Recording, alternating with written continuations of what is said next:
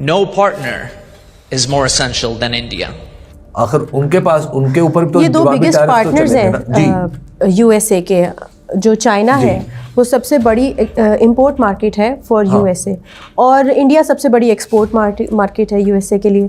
नए एम्बेसडर साहब जो हैं वो पूरी कोशिश कर रहे हैं कि मैं चीज़ों को ट्रैक पर लेके आऊँ। I come to this remarkable nation with profound respect and with a clear mission to take the partnership between our two great nations to the next level. That was awesome. That was a future, a direction, a way that India is going. Leadership है America की, उन्होंने they have called, उनकी phone call conversation हुई है जयशंकर से, Marco Rubio. अब तो लोग इस हवाले से सीरियसली उनके ऊपर सोच रहे हैं कि कहीं खुदा न खास्ता ऐसा तो नहीं कि दुनिया का सबसे ताकतवर शख्स वो मेंटली कहीं हिल तो नहीं गया हुआ। तो एक तो ये उसका पहलू है। देखिए, अमेरिका के पास इस खत्ते में इतना बड़ा प्लेयर कोई नहीं है इंडिया जितना। Americans, I urge you to please listen to this, share this, and understand that India's direction is a very good direction. The Hindu majority over there, amazing people. Now, the Trump administration is basically revisiting everything. यानी Donald Trump वो कहीं जंग शुरू करना चाहते हैं, क्योंकि इसीलिए जगह जगह वो टैरिफ लगा रहे हैं। तो पूरी दुनिया का जो एक सिस्टम है इकोनॉमी का, उसको वो बदलना चाह रहे हैं। अमलन इसका नतीजा ये होगा कि खुद अमेरिका तनहा रह जाएगा। बिल्कुल। तो मतलब इंडिया ने तो सारे वेस्ट के मुंह पे थप्पड़ मार दिया। उन्होंने कहा पायन तुसी हमारा आपका ताल्लुक कोई आइडियोलॉजी पे नहीं है, हमारा इंटरेस्ट पे है, ये आप अपनी आइडियोलॉजी अपने पास रखें। अभी हाल ही में अमेरिका के नए एम्बेसडर ने एक ऐसा स्टेटमेंट दिया है जिससे इंडिया यूएस रिलेशन में एक नया बूस्ट आया है। उन्होंने बिना किसी हिचकिचाहट के ये साफ कर दिया है कि आज की डेट में अमेरिका के लिए पूरी दुनिया में इंडिया सबसे ज़्यादा इंपॉर्टेंट स्ट्रेटेजिक पार्टनर है और इसके अलावा कोई नहीं है। ये सिर्फ एक डिप्लोमेटिक स्टेटमेंट नहीं है, बल्कि बदलते वक्त का एक सच्चाई है।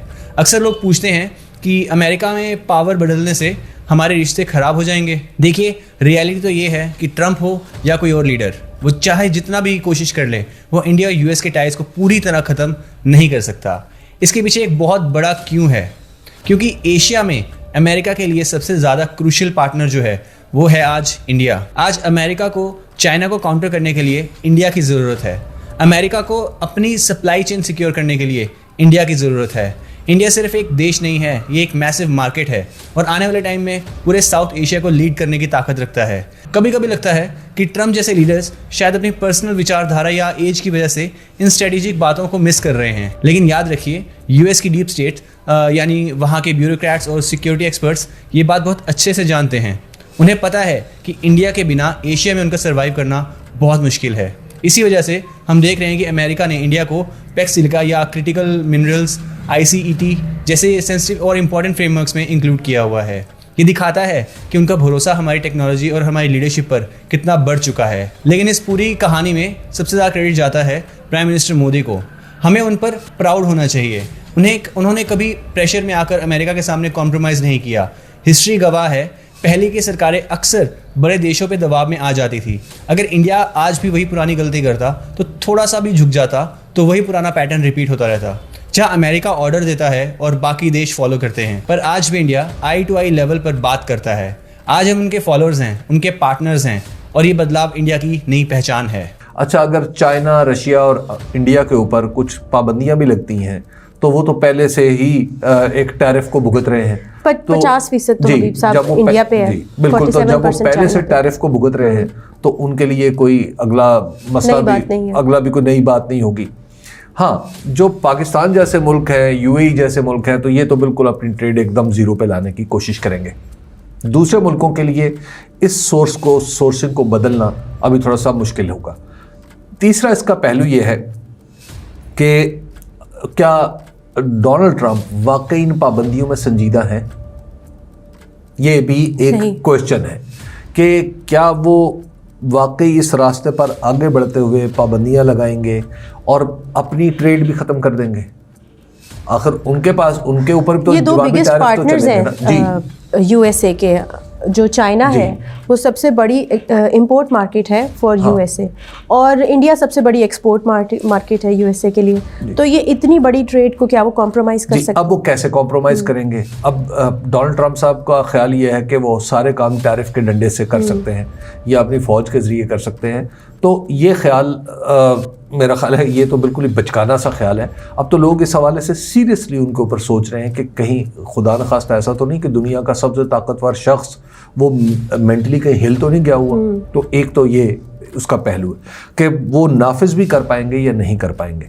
हाँ, इसकी अब चूँकि अगर आप डोनाल्ड ट्रंप का माजी देखें तो वो इस तरह की अगर पाबंदियां लगाते हैं तो उसके असरात तो डेफिनेटली दुनिया की इकोनॉमी पे आएंगे और उसके साथ साथ अमेरिका की अपनी इकोनॉमी पे भी आएंगे।